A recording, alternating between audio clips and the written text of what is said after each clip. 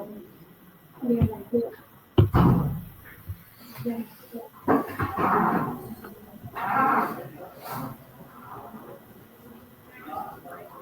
everyone, thank you so much for joining today.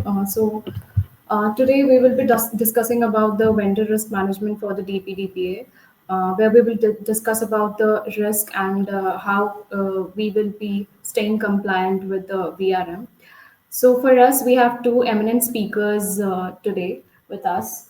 Uh, Introducing Miss Vasantika Srinath. She's a partner. She's founding partner at Cosmos Partners, and we have Himanshu Gautam. He's the founder and CEO of GoTrust. So Himanshu and Vasantika, I would really appreciate if you could introduce yourselves, starting from Vasantika. Over to you, Vasantika. Yeah, sure. Thank you. Hi, everybody. I'm Vasantika Srinath. I'm the founder partner at Cosmos Partners. We are a full service law firm based out of Bangalore.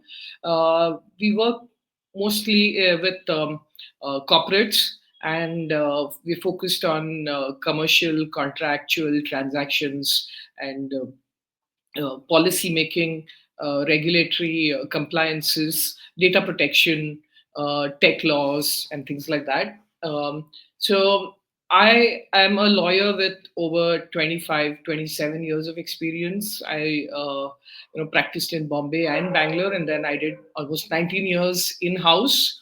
My last stint, almost 9 years, was my last corporate stint was at Concentrix, where I was the global DPO and the global regulatory and contract compliance leader.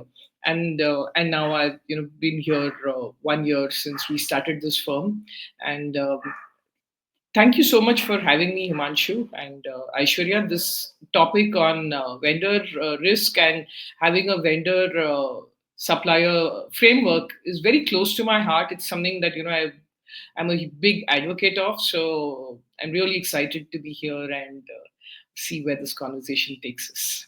Yeah. Thank you so Thank much, you. Thank Vasantika. you. Yes. Over Really. to you, Himanshu. Thank you so much, Uh, Vasantika. Thank you.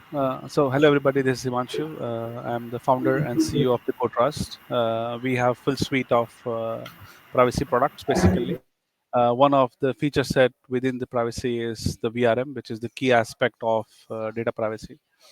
So today we're gonna talk about the different feature sets within the VRM, how the vendor risk is managed, how the mitigation plan is, what are different ways you onboard the vendor, offboard the vendor. So we'll discuss all the steps in detail, and I hope that's gonna make some sense, and we can create certain knowledge from this webinar for you guys. Thank you. Back to you, Ashwarya. Thank you so much, Himanshu, and thank you so much, Vasantika, for such a descriptive introduction. So, moving ahead, Vasantika, I would like to ask you for a better understanding of the audience. Can you please brief us about or give us a detailed description that what exactly is the vendor risk management, so the audience can have a better understanding of it? Vasantika, you are on mute. If you can unmute yourself. Sorry. Yeah.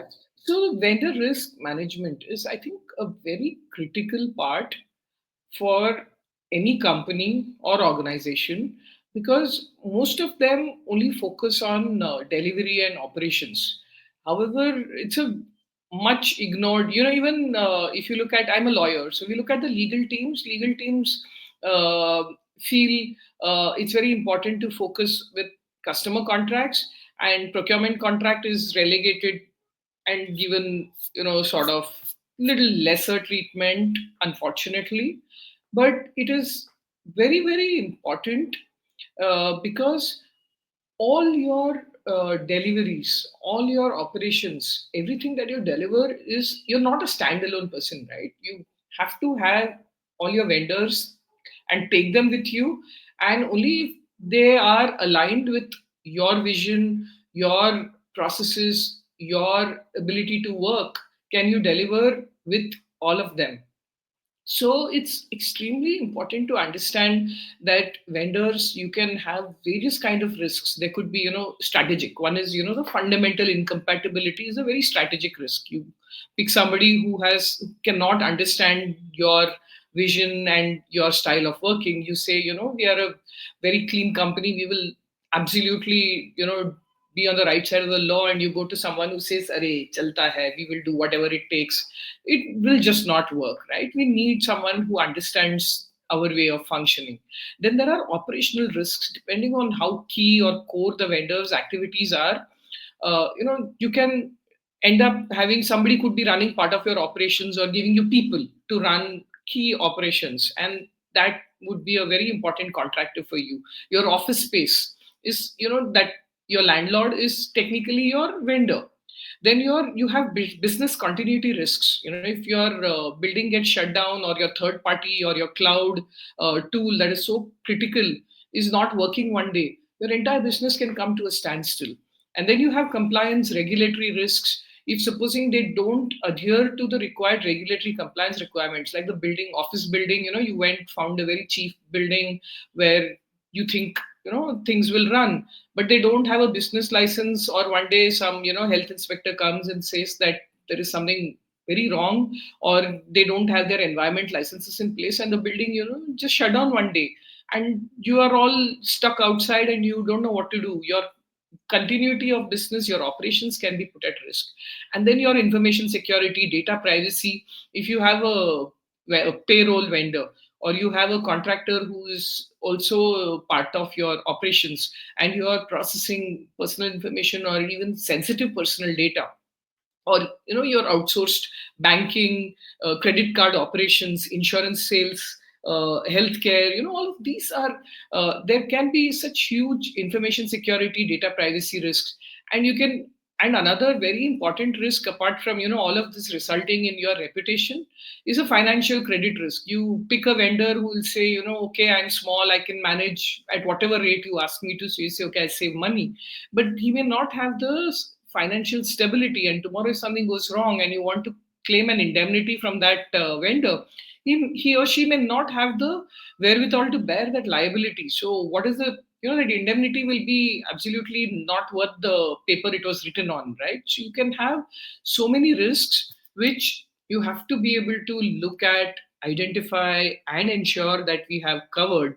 So that's important part of the, and reason why we need a vendor risk management. Okay, so that summarizes kind of all the everything about VRM. So Vasantika, since we are in India and since we know that DPDPA rules have also come out, so can you talk about the DPDPA that like do we have something mentioned in the DPDPA when it comes to the VRM process? Yeah, that's a very important and very pertinent question. So, the data fiduciary and the significant data fiduciaries are going to be responsible and liable for anything that goes wrong.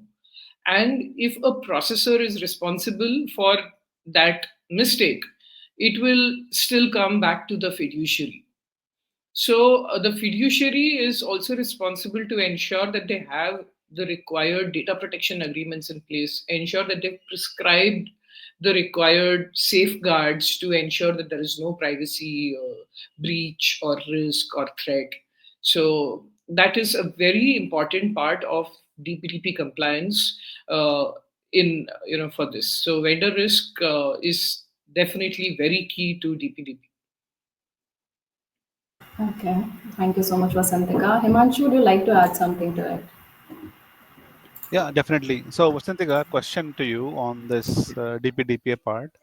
Are there specific controls which are specified, which you have identified in certain sectors, which should be applied? Because as a tool, we have designed a system where we within VRM we have certain controls for different departments, for different type of vendors, whether it's IT vendor or it's a supplier of infrastructure and so on and so forth. So we also have certain controls, certain mitigation plans. On certain times will happen, you'll onboard vendors, but they might not fit with your risk, basically. So there's a mitigation plan. How would you minimize the risk, basically, and others. So that's other tool we cover that. But more thing I think today we would like to understand from you is from DPDPA perspective, how we as GoTrust can become more. Uh, yeah, God bless you.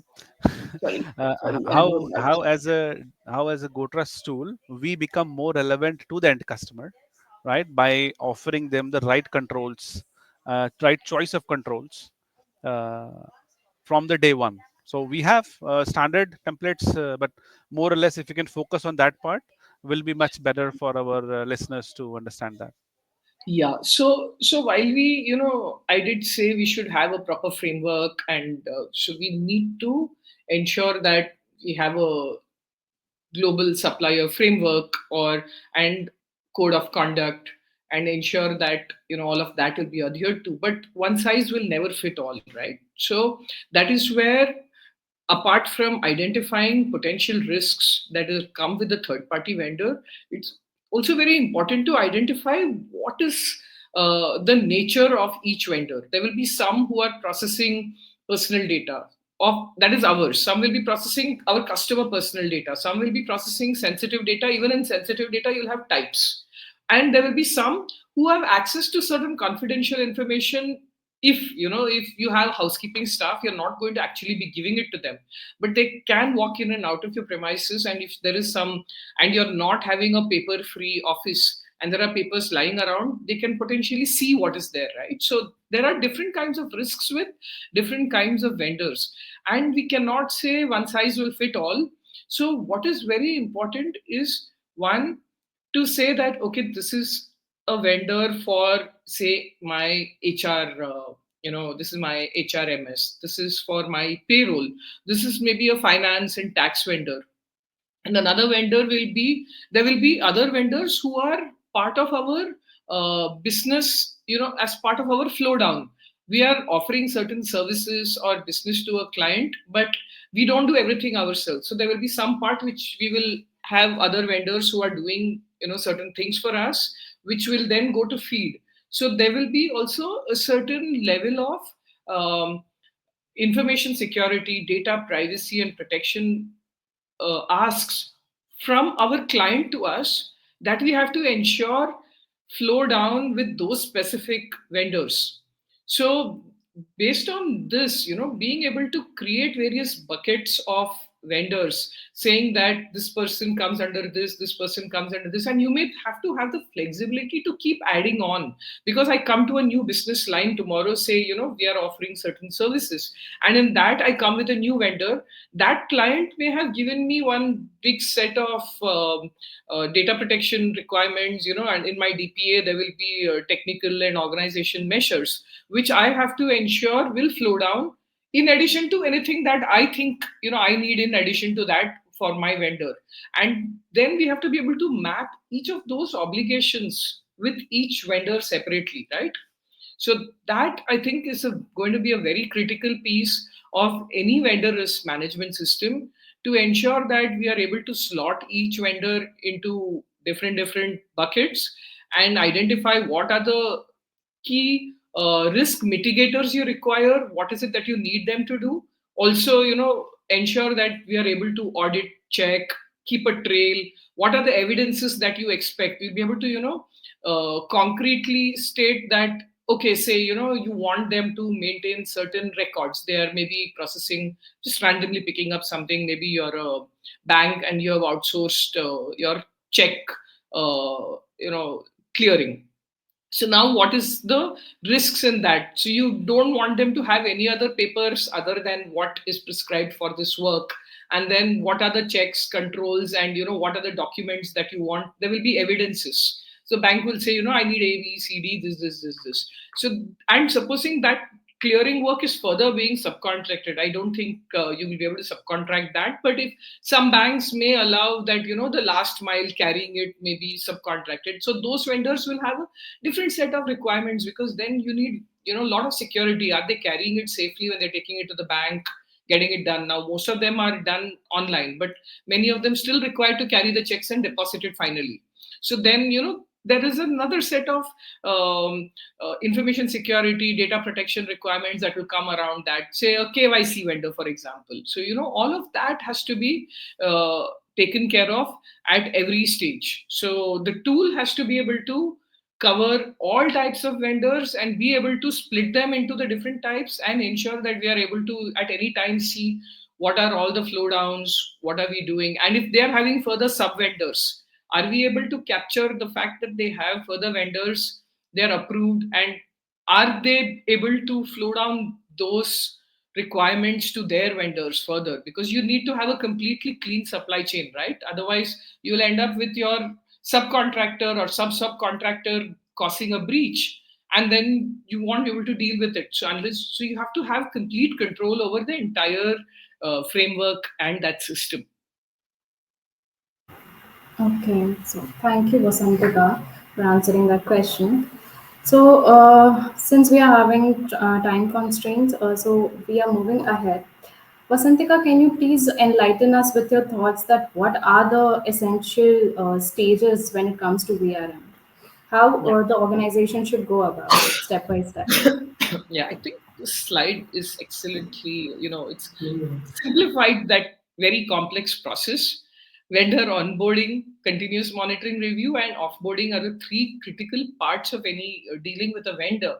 But on top will be your vendor framework, code of conduct, all the contracts, and the vendor onboarding. There should be a specific form. You have requirements saying that, okay, this kind of a vendor, do they have this much minimum capital, do they have this much business experience? You may be willing to go to somebody without that much experience in something else, but some things you may want someone with minimum, certain things. Because, and if there is a very huge stake and you think the liability and indemnities are high, you obviously need someone who has that financial ability also, for example. So there will be so many other requirements. So all of that have to be checked. It's not a simple tick in the box activity. It has to be, you take all the documents from the vendors. Is someone actually checking that? People, bigger companies have huge number of vendors. They say, oh, we don't have the time, we just need them, we have to move fast, we have to move fast. In the name of speed, you cannot compromise your quality. So getting a right tool to ensure that you are onboarding your correct vendor is a very critical part of it. So, then, and as part of the onboarding, apart from the vendors, ensuring that the vendors meet our requirements is also the fact that the vendors have understood what are the requirements of meeting with our code of conduct. Will they, are they just saying yes, yes, I will do, nodding their head because you have asked them to, or are they understanding and doing it in spirit? So that is a very important part of it. Vendors agreeing to meet those requirements and promising that they will live by that. And once they're onboarded is when that continuous monitoring and review. Now we've told them there is, this data privacy requirement, information security requirement. There may be, you may need to keep an insurance policy. Are they keeping that insurance? First time he will come and show you insurance. Has he renewed it? And tomorrow you may want to increase your business and say that then your insurance value has to, limit has to go up. And then there are new risks that keep coming up. So you will say that now you have to buy these additional policies. Then there are your environmental, ESG requirements, governance requirements. So some of that has to flow down depending on the type of vendor. So how do we continuously monitor and review it? Our contract has to give us the right to audit them, ask them to come and certify it. If they come and certify also, are we checking that what he's certifying is correct? Very often you will just tell them, okay, come certify, but when there are over 1,000, 2,000 vendors that you want to check for one particular thing, people have tens and thousands of vendors in larger companies. So I'm saying 1,000 is only for specific business. So then how do you check them? You need to have a tool which will be smart to be able to do some level of checking, and then you bring in the people to check the next level, whichever has been flagged out as there are potential issues, and then you bring in the people and escalate and do all that. So that's part of your continuous monitoring and review and ongoing. And if they don't meet, there have to be a clear understanding as to what is non-negotiable, what you are willing to put up with, and if you're willing to put up with something that's not meeting my requirement, to what extent are you willing to bend?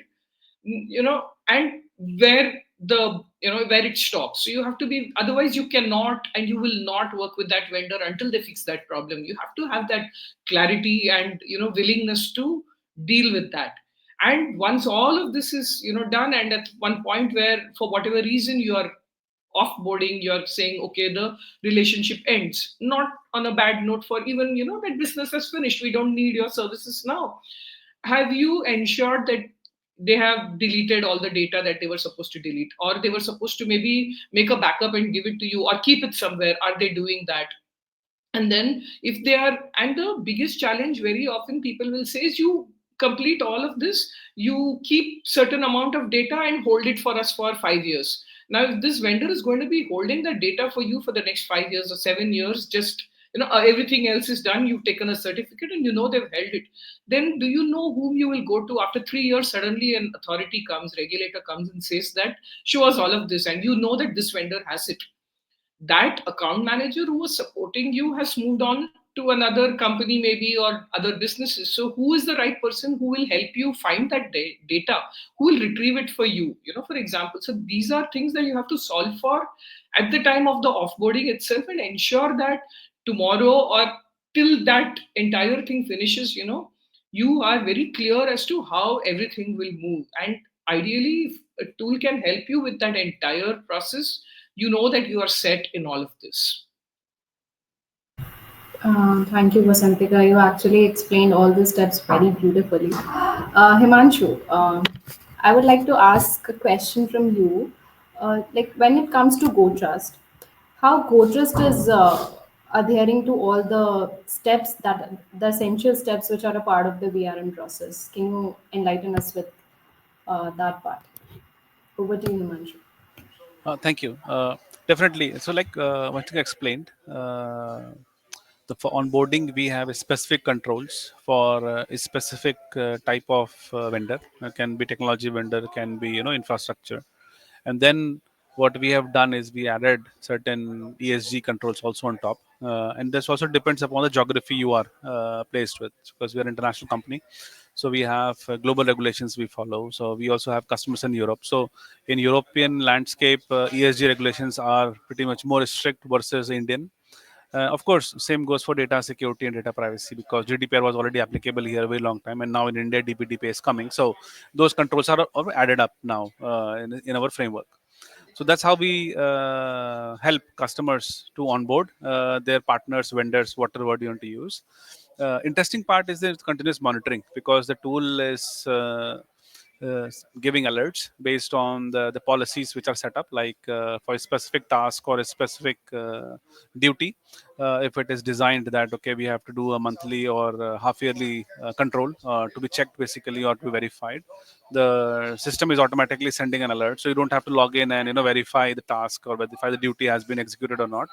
And same is logged also for the auditor, that auditor can see, and everything is also logged. Audit log is already there, so audit trail is also there, so you can just verify. And this is why I'm talking from more from the auditor point of view, because why we need it, of course, for the own safety of the company, but also we need it from the auditor point of view, that okay, once audit is happening, we can at least prove that we have taken all the measures. So that's part is basically is taken care. And what I loved about the discussion today and also learned something is how deep we have to go to make sure that the organization is safe from organizational perspective, whether it's vendor who is offering you the office space, and if the vendor goes bankrupt and tomorrow you don't have an office, how you going to execute your operations, business operations? So I really never thought like that, but thanks. Okay, that also can become a really challenging problem. So yeah. Actually, all of these that I have said are deep, challenging problems, and I have spent sleepless nights worrying over so many of them when that was my role. Now I'm an advisor, but I have thought about it in very, very deep level, and I'm very happy to chat about it at length. So true, and I think the beauty of the problem solving is the mitigation plan, basically. So because Correct. you will never get a perfect vendor, you always will get a vendor whom you like, maybe you know the person, maybe they're in the business for a very long time. There will be multiple reasons why you like a vendor, but he or she might not fit 100% on the policy. So the mitigation plan becomes critical, because then you have to work with the vendor to make sure that he or she is compliant. Very simple example is, within Europe, we see now that 99% of the companies will ask you for an ISO certification 27701 or 27001. Without that, they will not going to onboard you. So what does that mean? That does not mean that you cannot work for the company. So there is a plan that, okay, you can start becoming a vendor with a committed timeline that in 6 months to 8 months you will attain that certification. That Mm, also is a mitigation plan. mm, And those are the things which you facilitate with the tool, basically, and how companies can still onboard certain vendors, because there might be a niche which is not available in the market at that price, true, at that cost. So you sometimes have to have those exceptions. So, and we true, facilitate true. that, and that's how we basically work in this angle, basically. Yeah, back to True. you, So Ashwarya. So thanks. Yeah, that is please the go ahead. Yeah. point. Yeah, that is the point Himanshu was making about what is non-negotiable and what we are willing to make do with, and that is where your mitigations come in. So, these are absolutely non-negotiable. These we can work around. We'll find a way to mitigate it, and then you can find a way to achieve it in some other way. And then there will be some residual risks which the company will decide how they're going to deal with that separately. True. Totally agree. Totally agree. Because that's one of the most important thing. Yeah. Right. Thanks. Back to you, Ashwarya. Thank you, Manju. Thank you, Vasantika, for throwing light on this critical terminology. So, proceeding forward, Vasantika, so we have actually had a conversation about the basic requirements of the VRM. Now, can you please enlighten us on the documentation part, that how documentation plays a crucial role when it comes to VRM? If you can talk Sure. about policies and contracts, so that would be Sure. very great. So the most important thing is to have policies in place. Most companies are now beginning to have their own code of ethics, code of conduct for employees. And then some of them will like to say that, okay, we've got one, let it apply to all vendors, contractors. But the thing is, in some places, especially if you have a contractor giving you subcontractors in US in some states, if you have similar clauses being made applicable to your subcontractor, they can come and claim employment, with you.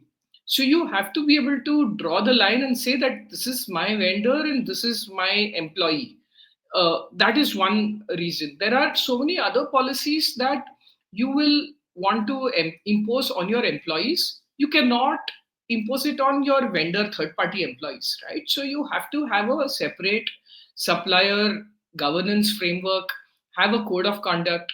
And the reason I'm saying a governance framework is, one, you have a code of conduct for your employees.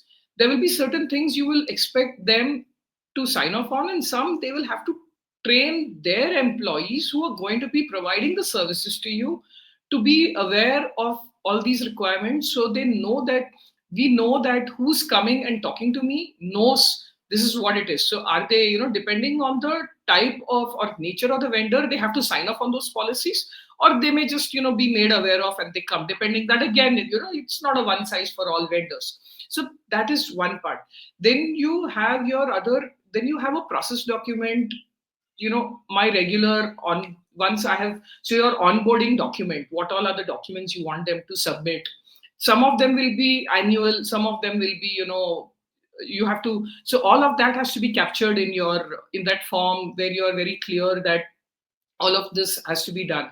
So all of that will come as part of your, when I say policy, I'm talking of policy, processes, forms, framework, and your processes, and including sub policies that will be a flow down. So you may tell that vendor that you have to have a similar code of conduct for your vendors, who in turn have to flow it down the supply chain, because I want a completely clean supply chain. I cannot afford to have someone failing down the line. And depending, if it is personal data under GDPR and all, you cannot have a subcontractor without permission of the data controller. So you cannot subcontract something where you will be processing my personal information from that I am giving to you. So there has to be that complete control that is vested in the controller, in everyone who's coming down the line. In some things, you may want to give them some amount of leeway. So you will say that, but if you are onboarding more, then are you taking care of that? So that's one part of your policies. And then is the contract. So how clear is your contract? Are you having the right, some of them will say we will just issue purchase orders on everyone. We only want purchase orders. Then do you have detailed terms and conditions that come with your purchase order that will cover your indemnities, that will cover your insurance requirement, that will cover your confidentiality requirements? Do you take care of all of that? Then you will want a 10-page terms and conditions for purchase order. It's okay to have that. Then everybody will say, give me a 2-pager. I'll give you in point size 8, a 2-pager, but then are people actually reading it and signing it off? So that is very, very important. And if they're processing personal data, you also need a DPA for them, a data protection agreement. So all of this put together will complete the documentation to ensure that your vendor framework is really strong and successful, and your paperwork is in order. Thank you so much, Vasantika. So I guess that the documentation actually plays an important role when it comes to VRM, and the organization should be critical and should be diligent about that. So thank you so much. Moving ahead, Himanshu, you have already talked briefly about GoTrust VRM solution. So can you please describe in detail that what are the key features that GoTrust has when it comes to different size of organization, and how GoTrust helps in complying with the VRM solution for the organization? Sure. I think I already explained a lot, but I will repeat it just for the because this slide is there, so I have to. So, the one of them, this complete platforms, like you mentioned already in the slide, is the complete holistic view. So you can see the risk, the overall risk of the organization. There's a nice dashboard which helps you to see the overall risk of the organization and also the risk at each vendor level. You also get an automated tracking and assessment where an alerts which I talked about is automatically sent to the compliance team or whomsoever is responsible, so they don't have to look into the dashboard every day, but it's an alert, so they have more informed decisions rather than reactive ones. uh, so controls can be added, modified. The platform can be rapidly modified, designed the way you want to update or adopt the platform, so it acts accordingly. uh, then it's also scalable across multiple different domains within the organization. So it also has a complete org structure. So not necessarily one vendor which is applicable for infrastructure. The same is also applicable. Same kind of conditions and different kind of controls also applicable for an HRMS tool. So you have different departments, different stakeholders managing different type of products, different type of suppliers you have, and then there's a compliance view basically where centrally where the generic policy of the government, generic policy of that company is applied basically overall. So you can adopt the tool accordingly. So the controls are like mentioned must-haves, and then should have and could have kind of controls are applicable, because must have will come from the organizational point of view that you need that specific stuff, and then there will be certain should have and could haves which will come from the specific domain or department, from because they have the more expertise or more knowledge from that specific area.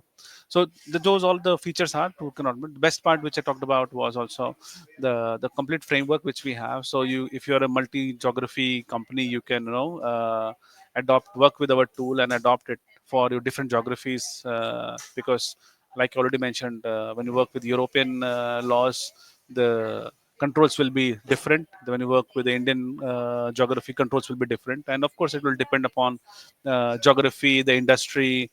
More specifically, are you data processor or a data controller? What role you are playing in that game? Because you can be a client for one situation, another one you can be a vendor, because every company has customers, every company has suppliers. So that's the same tool is applied for you as a vendor. Another case, you might be a client of, you can also become the customer of the same tool.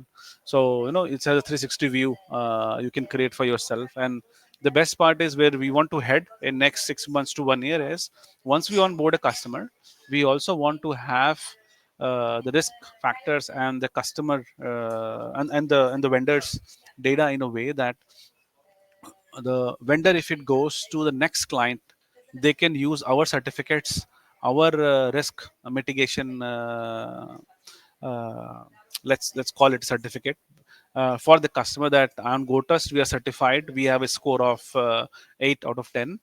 So the next customer does not have to do the same level of due diligence because they have a certification from GoTrust, and that's the direction where we are heading. We're trying to create a pool of score where you as a company, whether you are a vendor or a supplier or a client, doesn't matter. You all can you same time you can play different role. When you are a customer, you have multiple vendors. So if you have to onboard a vendor, you don't have to invest too much time. If the vendor is already on the GoTrust for some other customer, then you can onboard him with the click of a button, right? Of course, there is a multi-phase approval process in it, but this is where we want to go and achieve basically the complete VRM, which is available in the market. Yeah. For the rest, I think dashboard, everything we talked about. So thank you, Ashwarya, for asking the question. Thank you so much, Himanshu. It seems that GoTrust has end-to-end solution when we talk about VRM. Thank you so much. So yes, this was all about today's session. Thank you so much, Vasantika. You actually covered each and every bit of VRM, from the basic to legalities to the execution stage. Thank you so much for that. And Himanshu, thank you so much for enlightening us with the GoTrust tool and how it complies with the VRM process. Thank you so much, both of us, for your time, and have a good day. Thank you so Thank you, much. Vasantika. Thank you, Ashwarya, for the detailed inputs you gave. So also learning for me